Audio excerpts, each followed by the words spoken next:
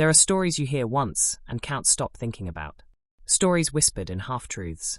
Mentioned only by people who swear they have a cousin who knows someone, who saw things they weren't supposed to see. This is one of those stories. In the summer of 1978, a utility crew was working beneath an old estate in New England. One of those sprawling properties that had belonged to a railroad family, whose name still appears on buildings across the East Coast. They were repairing a collapsed drainage line when one of the workers noticed something strange. A stone archway, partially hidden behind decades of sediment and overgrown roots, carved directly into the bedrock. It wasn't on any of the plans, wasn't mentioned in any of the property records. Just there, waiting. Against protocol, and probably against common sense, they cleared the entrance. Behind it, they found a tunnel. Not a crude passageway or a forgotten root cellar. A proper tunnel, with dressed stone walls, iron brackets for torches, and a ceiling high enough to walk through without stooping. And at the end of that tunnel, descending into absolute darkness, was a staircase. They followed it down. 20 steps. 30. 40. And then they reached a door. Heavy oak, reinforced with iron bands. The kind of door you'd expect to find guarding a medieval castle. It wasn't locked, just rusted shut, the hinges screaming in protest when they finally forced it open. What they found on the other side stopped them cold. A mansion. Underground. Completely intact. Not a basement. Not a bunker. A mansion, with carved stone pillars, vaulted ceilings, and rooms that stretched deeper into the earth than should have been possible. Furniture still in place. Crystal glasses on tables.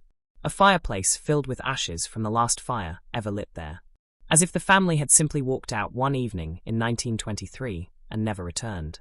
But the most unsettling part wasn't what they found. It was what they found next to it. A map, hand-drawn on yellowed paper, labeled only the network. Dozens of coordinates. Symbols marking locations across the northeastern United States. Some beneath private properties. Some beneath what were now public parks. Some beneath entire neighborhoods built decades after the map was drawn. And at the bottom, in handwriting so precise it looked mechanical, restricted, federal protection required. The crew reported their discovery. Within 48 hours, federal agents arrived. The entrance was sealed. The map confiscated. And every worker involved signed documents that made it very clear. This discovery never happened. But the story leaked anyway. Because stories like this always do. And it raised a question that historians, urban explorers, and conspiracy theorists have been trying to answer ever since. How many more are down there? Because what that crew stumbled upon in 1978 wasn't unique. It wasn't even the first. It was just the first time anyone, who wasn't supposed to know, found out. Because the truth that America's wealthiest families have spent over a century trying to keep buried, is this. Beneath the grand estates, the marble mansions, the properties that became museums and tourist attractions, there exists an entirely separate world. A world built in secret, hidden from public records. Constructed during an era when the wealthiest families in America had power that rivaled governments. Underground mansions carved into bedrock. Private tunnels connecting estates miles apart. Entire subterranean cities designed to outlast wars, riots, and the collapse of the surface world. Not bunkers, not panic rooms, but shadow estates. Mirror versions of the mansions above, built to preserve a way of life if the outside world ever became too dangerous. And they're still down there. Some abandoned, some sealed, some flooded or collapsed. But others might still be maintained, still protected, still waiting in the dark for a purpose they were built to serve. This story begins in the late 1800s, during America's Gilded Age, when industrialists became richer than entire states, when a single family could control industries that employed hundreds of thousands, when wealth wasn't just accumulated but weaponized. The names are familiar: Astor, Vanderbilt, Rockefeller, Carnegie, Harriman. The surface estates they built are legendary. Newport's marble palaces, Fifth Avenue's mansions, mountain lodges dripping with gold leaf.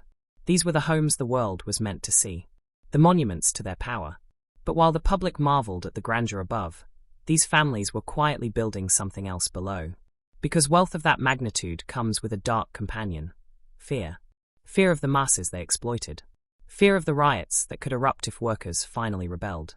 Fear of governments that might decide to redistribute their fortunes. Fear of war, collapse, revolution. Anything that could strip away the empire they'd built. So they built insurance. At first, it was simple.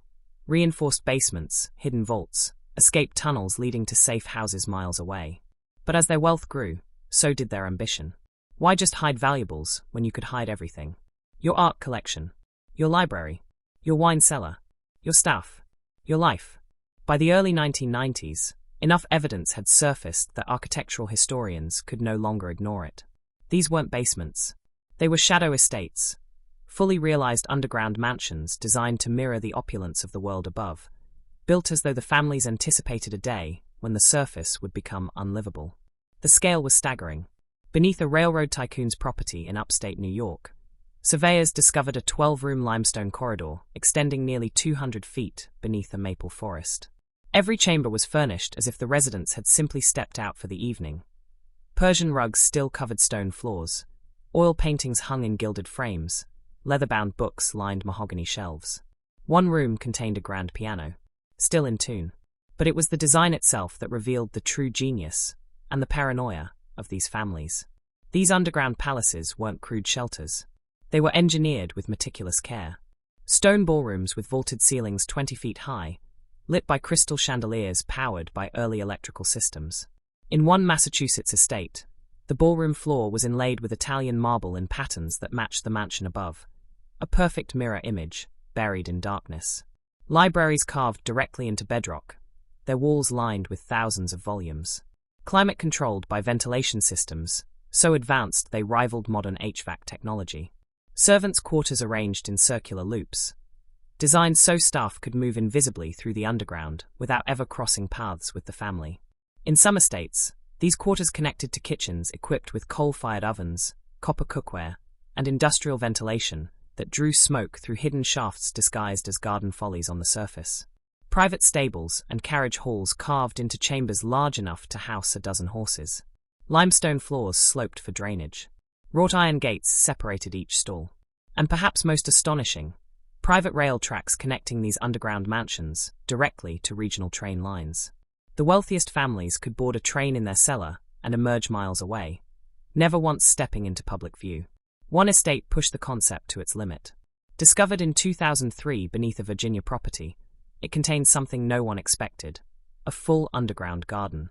Rows of raised stone beds, irrigated by a freshwater cistern fed from an underground spring. Electric grow lights, primitive by today's standards but revolutionary for the 1920s, suspended from vaulted ceilings. Fruit trees trained against limestone walls. Even a small reflecting pool, its surface black as oil in the beam of the explorer's flashlight. At the far end of the garden stood a sealed iron door. Bolted, chained, padlocked from the outside. Engraved across the top in brass lettering: emergency wing, access restricted. No one has ever opened it, because these weren't bunkers built in fear. They were kingdoms, entire parallel worlds constructed with the unshakable belief that wealth could insulate you from anything, even the end of the world above. But the underground mansions were only part of the story. The deeper researchers dug, literally and figuratively, the more they realized these weren't isolated estates. They were connected. Beneath some of America's wealthiest neighborhoods, these families had constructed something far more ambitious than private palaces. Entire underground networks linking their homes, creating shadow cities accessible only to those who held the keys. The first documented evidence surfaced in Boston in 1985. During subway expansion beneath Beacon Hill, workers broke through a limestone wall and discovered a tunnel, 8 feet high, brick-lined, stretching in both directions beyond their lights. City records showed nothing. No sewer lines, no utility plans, no explanation. When they followed it, the tunnel branched. One passage led toward the old Cabot estate, another toward a property once owned by the Saltonstalls. Both families, pillars of Boston's oldest money. Similar discoveries followed across the country. In Newport, a restoration crew found a servants' tunnel connecting 3 neighboring summer cottages, allowing the families to visit one another without ever stepping outside or being seen by staff. The tunnel was lined with gas lamps. A rail cart system once ran through it. Beneath parts of Manhattan's Upper East Side, utility workers repeatedly encountered bricked-up archways and unexplained voids in the bedrock, spaces that, according to the maps, shouldn't exist. And then in 1978, the discovery that changed everything. A utility crew repairing drainage beneath a historic Hudson Valley estate found a metal strongbox buried in a collapsed section of tunnel. Inside, a hand-drawn map, water-stained but legible, labeled simply the network. The map was extraordinary. Dots marked locations across the Northeast, Connecticut, Massachusetts, New York, Pennsylvania. Lines connected them. Some locations were identified by family initials: V for Vanderbilt, A for Astor, H for Harriman. Arrows pointed to underground hubs, meeting points where multiple tunnels converged. But the most disturbing detail was what came next. A large section of the map, covering an area in the Adirondacks, had been redacted with thick black ink, deliberately obscured, handwritten in the margin beside it: federal protection required. Historians now believe that during the height of the Gilded Age, America's wealthiest families constructed a vast subterranean infrastructure, not just for themselves, but as a parallel society. Private tunnels linking estates, underground meeting halls where deals were struck beyond government scrutiny, forgotten districts beneath southern plantations that resembled small self-contained towns, complete with housing for dozens of servants who lived entirely below ground. One researcher put it simply: we've only mapped about 30% of what we know exists. The rest is either collapsed, sealed off, or deliberately hidden. And the largest discovery of all? Still out there, waiting, because some networks were never meant to be found. By the 1910s, the underground mansions had evolved from symbols of wealth into instruments of survival. The world was changing, and the families who had built empires on American soil began to fear they might lose everything. World War I shattered any illusion of stability. Revolutions toppled monarchies across Europe. Fortunes evaporated overnight. And in America, labor strikes grew increasingly violent. Riots, bombings, assassinations of industrialists. The wealthy didn't just feel vulnerable.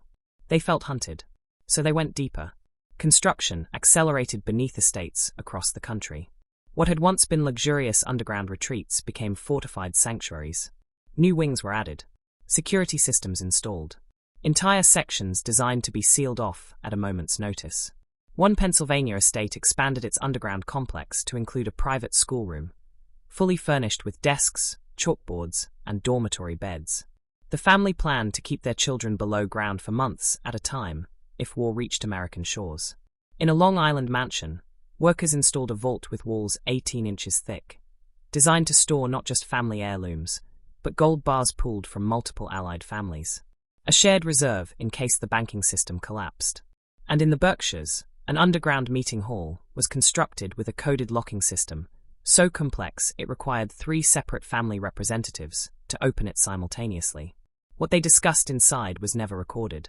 But it was World War II that pushed the underground estates into their darkest iteration. By 1940, some families were living partially underground, not out of necessity, but out of paranoia. They feared invasion. They feared bombings. Above all, they feared being identified as targets. One reclusive heiress in Connecticut reportedly spent 6 months at a time in her underground chambers, refusing to surface except at night. Her servants described the estate above as a shell, perfectly maintained but essentially empty. The real life of the house happened 30 feet below. Rooms were built with steel-reinforced doors that locked from the inside. Escape tunnels were dug leading miles away from the main house, emerging in barns, family chapels, even inside the crypts of private cemeteries. And in at least one case, a room was constructed with instructions that it should never be opened again. Thick metal doors, industrial bolts, a ventilation system deliberately disconnected. Whatever was placed inside was meant to stay there forever. But as the wars ended and the mid-century arrived, these underground kingdoms began to fade. Not because they were destroyed, but because the families who built them, slowly, quietly, decided to forget they ever existed.